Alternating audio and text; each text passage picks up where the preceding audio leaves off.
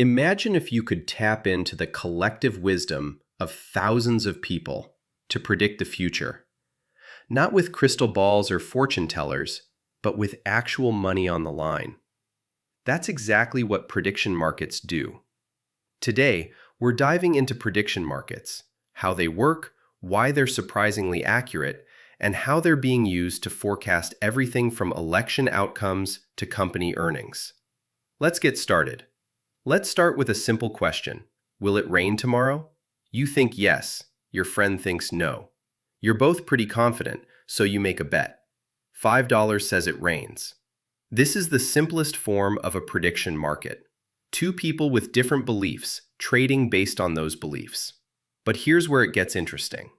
Now imagine instead of just two people, there are hundreds or thousands of people, all buying and selling based on what they think will happen.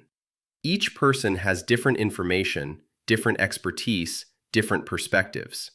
One person is a meteorologist. Another just checked 3 weather apps. Someone else remembers it rained this day last year. All of this information gets pooled together through their trading. The result? A market price that reflects the collective wisdom of everyone involved. If a share for "yes, it will rain" trades at 70 cents, the market is saying there's roughly a 70% chance of rain. So how does this actually work? Prediction markets trade in special contracts. Let's use a real example. Will the GDP grow next quarter? You can buy a yes contract or a no contract. Here's the key. If you're right, your contract pays out exactly $1. If you're wrong, it's worth nothing. Let's say the yes contract is currently trading at 60 cents. That means the market thinks there's a 60% chance GDP will grow. If you buy one share for 60 cents and GDP does grow, you get $1 back. That's a 40-cent profit. But here's what makes this powerful. If you think the real probability is 70%, not 60%, then buying at 60 cents is a great deal for you. You'd expect to make money over time. This is how prediction markets harness knowledge. When someone has better information or analysis, they can profit from it. And in doing so, they push the market price toward the truth. As traders buy and sell, the price constantly adjusts to reflect all available information. It's like Wikipedia, but for predictions, where instead of editing text, people edit the probability with their money. Prediction markets are surprisingly accurate, often beating expert forecasts. Why? 3 key reasons. First, skin in the game. In a regular poll, there's no cost to being wrong. But in a prediction market, being wrong costs you money. This creates a powerful incentive for people to think carefully and only bet when they have real insight. Second, they aggregate diverse information. Maybe one trader has technical analysis skills. Another has insider industry knowledge. Someone else spots a pattern in historical data. The market price reflects all of this information, even if no single person has the complete picture. Third, they punish bias and overconfidence. We all have biases. We overestimate our own side's chances in elections, or we're too optimistic about our favorite company. But in prediction markets, these biases cost money. Over time, overconfident traders lose money and exit the market, while accurate forecasters profit and gain more influence. The result is a self-correcting system that naturally weighs information by accuracy. So where are prediction markets actually used? Let's look at 4 major areas: politics and elections. Markets like Predictit and Polymarket allow people to trade on election outcomes. In 2020, these markets processed millions of dollars in trades and often provided more accurate probabilities than traditional polls. Corporate decision-making.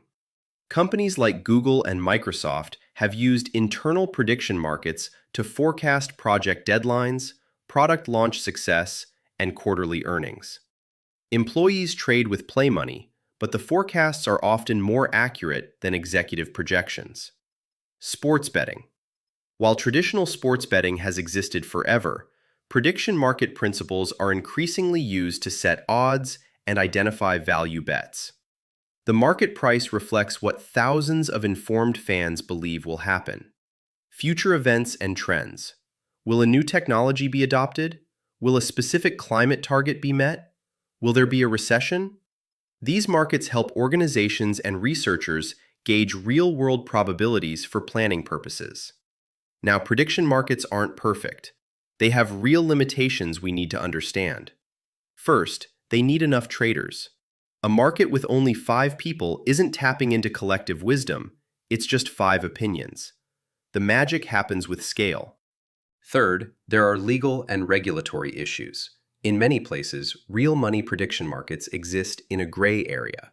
Are they gambling? Are they securities? Different countries and jurisdictions have different answers, which limits their growth. Fourth, manipulation is possible. Someone with enough money could potentially move prices, especially in smaller markets. Though notably, this often creates profit opportunities for others to bet against the manipulation. And finally, there are ethical concerns. Should we have markets on tragic events? Some argue that prediction markets on terrorism or assassinations could create perverse incentives. So, where are prediction markets headed? The future looks interesting.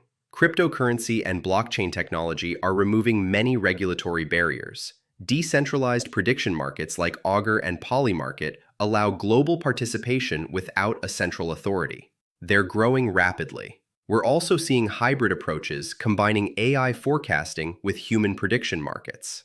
AI can process vast amounts of data, while humans provide judgment and context. Together, they're even more powerful. More organizations are exploring internal prediction markets for planning and decision-making. The idea of letting employees collectively forecast company outcomes is gaining traction.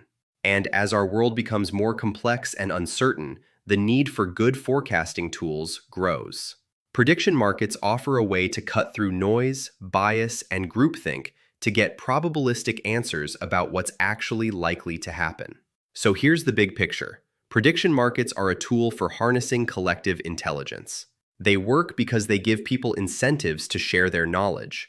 They aggregate diverse information, and they punish bias and error. They're not crystal balls, and they're not perfect. But they're one of our best tools for answering that eternal question, what's going to happen next?